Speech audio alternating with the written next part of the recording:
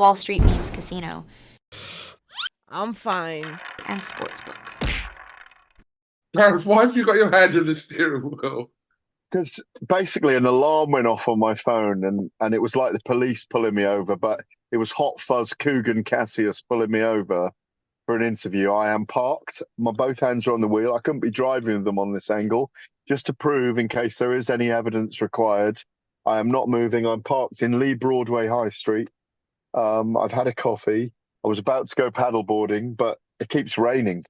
It's sunny, then it's raining. It's this weather. I know I talk about the weather with you every time I see you, but is it not getting you down? It is, but I feel like better days are coming, like on the verge. Oh, it always gets darker before it gets light. What I've loved in the last week is you being called a black Indian, yeah, by Dillian White. So I thought that was a great interview, by the way, with Dillian. He was really on really good form, wasn't he, when you spoke to him? I'm really glad to see it. I've been telling him I'm Sri Lankan for the last 10, 11 years, but it hasn't sunk in yet. But do you know, it's funny, I was watching the doc on Bob Marley last night, and obviously Bob is historically Jamaican and by birth and all of those things. Oh, and sorry, and Dillian is so Jamaican in lots of his ways, you know. But you got to love him for it. And really enjoyed. Oh, I'm gonna have to hold this. Really enjoyed your interview with him, by the way, though. And I don't know whether you asked me about it or not. It's a no-brainer for him to fight Joseph Parker. Absolute no-brainer. You know. Yeah, I mean, it was quite an epic call-out video, which we're not kind of used to seeing Joseph Parker be creative in a call-out video. We know he made all those videos in lockdown, which were absolutely brilliant. Obviously, it wouldn't have just been him doing that. It would have been a team of people making those videos. But the call-out video with the Take That Back for Good esque was quite brilliant, yeah. It was amazing. It was absolutely amazing. And weirdly, things like that have a way of working for you. And I'm sure Dillian had a wry grin on his face while he was watching it. And we haven't had the reaction from him yet, have we?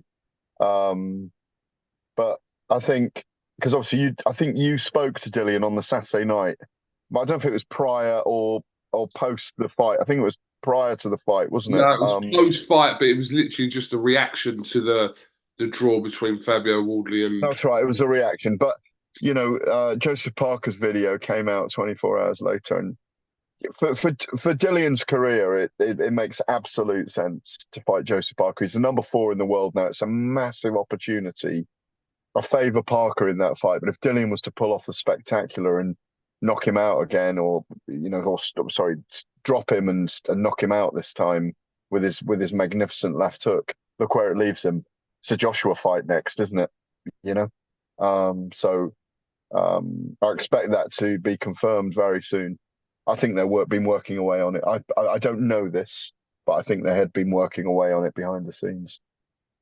Right, we'll come on to that in a second, Gareth. Obviously, you've already spoken about the great, brilliant, brutal fight we had on Sunday night, Bank Holiday Sunday, with Fraser Clark and Fabio Wardley, who did a reaction video the day after. I want to go to yesterday. News broke yesterday that Adam Azim had vacated the EBU title. It does kind of bring that saga for the time being with him and Dalton Smith to a temporary halt. Yeah, I mean, Eddie Hearn, I spoke to Eddie Hearn at 1:30 this morning. I've just posted the video out. Obviously, Eddie Hearn has made some comments on the Matchroom YouTube channel yesterday. But yeah, I mean, what do you think about that? And also now Harlem Eubank has been thrown into the mix as potentially Adam Azim's next fight. They were both in the ring, which we know on Sunday night. So what's your take on that whole situation? Well, I think Harlem Eubank and Adam Azim has now been signed, doesn't it? I think or there was a note out somewhere that it may be been signed. Obviously, they're on the way to doing it. I think Adam Azim has said he's signed his part of it. I think the venue and confirmation of Harlem Eubank signing is yet to be confirmed, but the venue and date is also yet to be confirmed. Yeah, I'm happy with that fight. I mean, obviously Eddie dug his heels in. I don't know if it was your interview, but he certainly put stuff out on his own social media as well as yours, I think, saying that, you know, it's as much admitting I'm not good enough to fight Dalton Smith by Adam Azim. But I spoke to him on Saturday night myself. And we had a quick chat, and I just said, don't rush it, you know. Look at Fraser Clark. He waited a year to fight Fabio, and look what happened in the end. He got a tiny bit more experience in the pros. Look what they delivered on Saturday night. I know I've spoken it about Sunday night. I know I've obviously spoken to Joe Pugh about it already for you on your channel, but you know, it worked for him, and I think it'll work for Adam Azim waiting a little bit longer, gaining a bit more experience. Obviously, he's vacated, which means I don't want to fight you right now. There's no problem with that. He's not ready. He's clearly not ready, even though he thinks he's ready. Promotionally, I don't think he's ready. Dalton Smith, this weekend, Richardson Hitchins is facing Gustavo Lemos, isn't he, in Vegas? Yeah. Now, Jose Zepeda went 12 rounds with Hitchins. I know Hitchins isn't a puncher necessarily. He's undefeated, though, in 17 with 17 KOs. And he's up against Gustavo Lemos, who's 29-0 with whatever it is, 19 KOs. First time out of Argentina for him in Vegas this weekend, where Sky Nicholson fights, and I'm sure you'll ask me about that. But 12 rounds he went with Richardson Hitchins, and look what he did to Jose Zepeda, Dalton Smith. 5 rounds, smacked him up right in the breadbasket, stopped him in 5. So I think Dalton's ready for world level. He's ready for world level opponents like Regis Prograis. Adam Azim isn't ready for that. He isn't ready to fight that level of fighter. He might beat Dalton Smith. I'd see Dalton Smith as the favorite at the moment, but he's not ready to sustain that level of opponent yet. You know, he's still European level. He's still gaining his man strength. So I get it, promotion. But, you know, they might have made a little bit of an error there. Eddie forced the hand. He loves putting the shoe in on Ben Shalom. We've seen it more than once. That's just Eddie being Eddie. Let's talk about that, because obviously I spoke to Ben Shalom at length about this prior to the fight night on Sunday. He stated that he'd never actually even had a conversation with Eddie Hearn before. He's never had a conversation ever, he said. You know? Yeah, he spoke. That needs to change, by the way. That needs to change. Yeah, they need to sit around a table and start talking together. Yeah, he said he obviously has had various contact with Frank Smith. Now, yeah. When I spoke to Eddie Hearn about this morning, and I said that about kind of bridging that gap between yourselves and not specifically Matchroom and Boxer, but more so Hearn and Shalom. He said he doesn't have to speak to Ben Shalom for things to happen. You know, Frank Smith is there for that. But he had stated that in 5 different situations with Boxer and Matchroom, that Boxer had subsequently pulled the fighter out. Now, I don't know if you can name all 5 of those. I could probably name 3 come to mind. I can't think of what other 2 situations he's referring to, or whether one was a pending situation coming up. I think there could be one with Isaac Chamberlain and Chev Clark. But yeah, I mean, it doesn't seem like... It seems like every time there's a purse-bid situation now, it seems like Hearn is going to use this kind of pressure tactic. Yeah, great statement, KUGAN. What do you think? What do I think? I think Eddie needs to sit around a table with Ben Shalom and actually have a relationship rather than trying to score points. It doesn't get anywhere. It doesn't get us anywhere. It doesn't. All it does. He used to call Shelley Finkel Shirley Winkle, and then said I was wrong to do that, really. And now he may end up signing Deontay Wilder and working with Shelley Finkel. Look, I think Eddie's a very powerful figure in boxing. He's brilliant at what he does. There's no question about it. Ben Shalom is a young promoter finding his way in the sport, who's in a very, very fortunate position when he got the contract with Sky for his company Boxer that was very young at the time. He's very young in the sport. and Eddie's just putting his boot in when he gets the opportunity to do so. I think Ben Shalom is developing quite a young stable at the moment, outside light heavyweight and cruiserweight. He's trying to make those fights. They're very much in their own lane in lots of ways, and they do need to branch out. I agree with Eddie on that respect. But look, there's thousands of fights made all the time. We don't have to see Dalton Smith and Adam Azim right now. It's absolutely fine to vacate. It's happened since time immemorial. Yes, they are protecting him in a certain way, but there's nothing wrong with that. I don't think he's ready for Dalton Smith. They are at different stages of their career. They're different ages. Chev Clark is the mandatory, so maybe he's got the right to have that fight. They're trying to match Isaac Chamberlain and Vidal Riley at the moment, so someone's being bypassed there, which is not right. So Eddie's probably a little bit annoyed about those things, you know. It's again, we're back to the issues in boxing where it's smaller amounts of money and egos involved and timing's involved. You know, I always come back to these three things, because if the money was right now, they probably would all take it, because the money would sugarcoat the situation. I do think that Chev Clark against who would it be at the moment? Isaac, is it, or is it against Isaac? Chamberlain, yeah. I think that's a great fight. Chev Clark against Vidal Riley is a great fight. Vidal Riley against Isaac Chamberlain is a great fight. Why don't they just marry up the three fighters into a deal and say the winner's going to fight that, and we'll have a little triumvirate of contests here, and we'll sign up for the next 10 months. That would be good in my view. I think Dalton Smith should get an answer from Adam Azim and Boxer, which is, you know, we're going to go our own way for a minute. We'll meet you in a year's time, or we'll meet you in 15 months' time, because that's what will happen. So just be transparent about it. You know,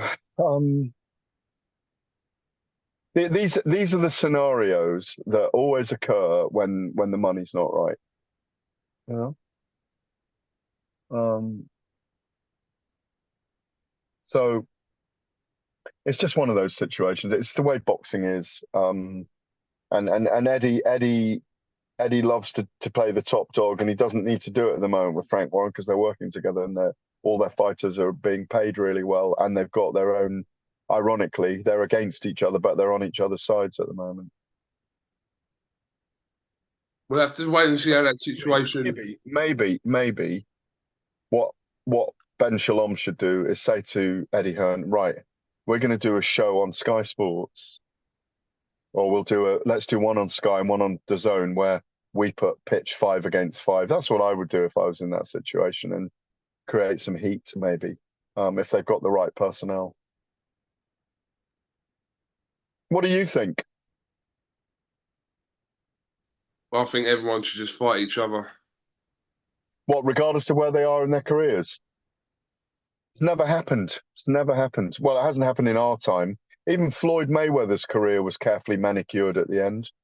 If you've got control, when people have got control of their careers, they try and skew it in their direction. We've just seen that Dalton Smith is capable of, or is soon to go to world level with those 2 axes that he holds in his hands. Yeah, I mean, look, I don't mean everyone should fight each other in that respect. Obviously, everyone's got to do what's best for their careers, but obviously, someone's career path doesn't always suit another one. So, yeah, but look how long we waited for. Was that a year ago originally? Fraser Clark and last summer. Yeah, and yet we got one of the all-time classics. So I think Fraser did need a little bit of time. You know, he needed that 10-rounder. He needed that little bit of extra vim under him. A little bit of. I mean, we witnessed one of the great fights on Saturday night without going over it completely again in absolute detail. But and God forbid, you know, those guys that end up drawing a second time, or it's incredibly close again, and they have to do a trilogy. But if it makes them a street houses each that they can buy, then good for them. I'd love to see it at Portman Road in the summer, by the way, 40,000. You know? Yeah. Or Norwich? No, Portman Road. No, I think Portman Road rather than Norwich, yeah. But whatever, yeah. That's a joke. Gareth, just moving on from there, again, per Eddie Hearn today, has stated that Anthony Joshua's next fight will be for the IBF world title or for Undisputed. That will be Joshua's next fight. Now, obviously, a lot of it's dependent on this IBF situation with Hrgovic. Obviously, Daniel Dubois is in the mix there somewhere with this potential fight with Hrgovic. So, but yeah, Eddie Hearn categorically saying Joshua's next fight will be either the IBF world title or it will be for Undisputed. Yeah, well, I mean, that means if you work backwards, obviously the IBF title is on the line. Usyk holds it at the moment. That'll be on the line on May the 18th when he fights Tyson Fury. Presumably, then the agreement is that one of them is going to relinquish the IBF. And if they have their second fight, the IBF will have been relinquished. Then it'll be fought. The vacant title will be fought over by Daniel Dubois. We understand, and Flip Hrgovic. That's what the talk is out there at the moment. That fight hasn't been officially confirmed, though, has it? Yeah. No, no fight's been officially confirmed, is it? No. So apparently that's June the 1st. So that makes the title available. Unless they draw, by the way, then it's not available. So there's all kinds of things that can happen between. People are saying, I see a story from Derek Chisora, it might have even been with you, saying that I know what's going on behind the scenes. Well, I mean, as a lot of us know some things that are going on behind the scenes. It wouldn't surprise me to see Anthony Joshua fight for the IBF title against the winner of Daniel Dubois and Flip Hrgovic. God, who wins that? That's a really good call. So it could be either man. They're both good fights. Him against either of them. If that happens in September, it'll sell Wembley out if it's planned for September. And if there's a great undercard. So Joshua alone against someone like Hrgovic or Dubois is going to sell 50,000 on its own. So it's all good news. It's all brilliant building. And where are we now? We're in the first week of April, May, June, July, August, September. It's 5 months away. A lot can happen then. A lot can happen in week in boxing, as you know, or even 24 hours. But it's great that this is being built, and it's great. I mean, I've got to say well done again to Eddie Hearn and Frank Warren working together with His Excellency Turki Al-Sheikh, because obviously he said, I'm committed to an event, or not committed, but we're talking about an event at Wembley Stadium in September. I mean, what a statement! What a statement from the Saudi Arabian minister to do that. I mean, it's just incredible. We know that promoters have come to the UK before and been involved with big fights in the UK, and that's great.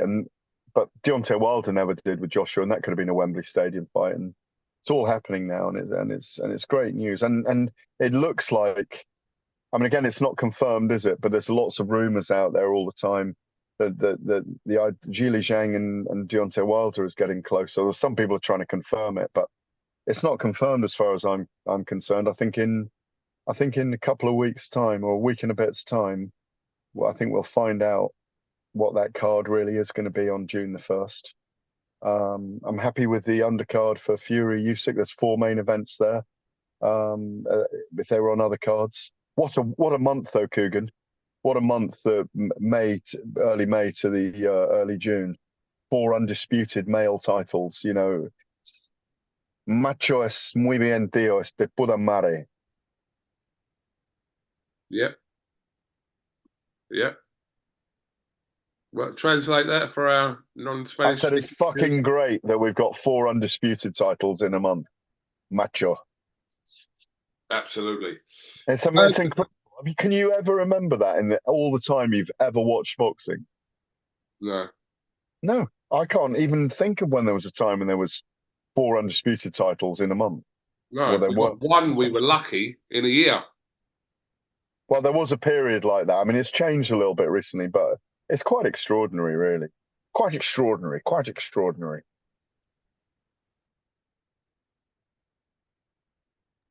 Right, Gareth. Mike Tyson, Jake Paul, exhibition. Yeah. You going to be tuning in? Yeah, definitely, of course. It's what we do. I mean, Mike Tyson's the most famous living boxer. From maybe even the most loved. Yeah, you got to watch it. And I love the things Mike Tyson's saying. You know, I'm really scared of Jake Paul, but I'll get less scared as we get nearer. I mean, in a way, for a lot of people, it's going to be a disappointment that is it head guards or not? No, it's not head guards, is it? Well, the rules were put out the other day. 16-ounce gloves, 2-minute rounds, no judges, only win by knockout. I like that because Mike's going to try and knock him out early, I hope. Because I want to see Mike Tyson knock out Jake Paul inside 4 minutes. That's what I want. But I think he's probably got to do it in that time. Otherwise, Jake Paul will get stronger. You know, he's 30 years younger. I'm not against the event. Who knows where it's going to go ahead. There have been rumours that they're lining up a replacement for Mike Tyson if he doesn't pass his medicals. Yeah, I mean, we know it's a knockabout anyway. It's not a real fight. Never was a real fight. Because, you know, Jake Paul doesn't inhabit anywhere near the firmament that Mike Tyson belongs to anyway in boxing. This guy is a modern great. He's a modern great in terms of what he's done in the ring, how he brought people to the sport. You think of what he was at the time. I mean, he was admired and reviled at the time. You know, that kind of energy he gave off was just so attractive, whether you loved it or loathed it. And he transformed boxing in his own way, and he's now transformed himself as a human being. And there's so much to admire about Mike Tyson, and I am genuinely, I'm someone who really cares about him and where he is. And what he feels. And I think this is fine for him to do this. It's probably really enjoyable for him to get into shape and get ready for this. Yeah. He loves and loathes attention, I think, in the same breath. He's a deep human being, you know, and so, yeah, I will be watching it. Of course I will. That's July 20th. Gareth, listen, much appreciate your time. I'll let you get on with your day in Lee Broadway, lovely Broadway, and we'll catch up soon. Can we get a screenshot, a good screenshot, Gareth? Look, what we got here?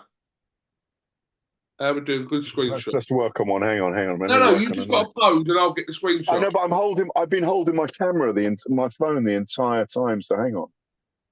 You took one before with me. Oh, I can't even get my hang. Oh God, it's just painful. I hope you're editing this bit out. Listen, it's not. There we go. Gareth A.Davies, thank you very much, and we'll definitely catch up with you again soon, my friend. See you later. Bye, Cougs. Take care, mate. Wall Street Memes Casino I'm fine. and Sportsbook.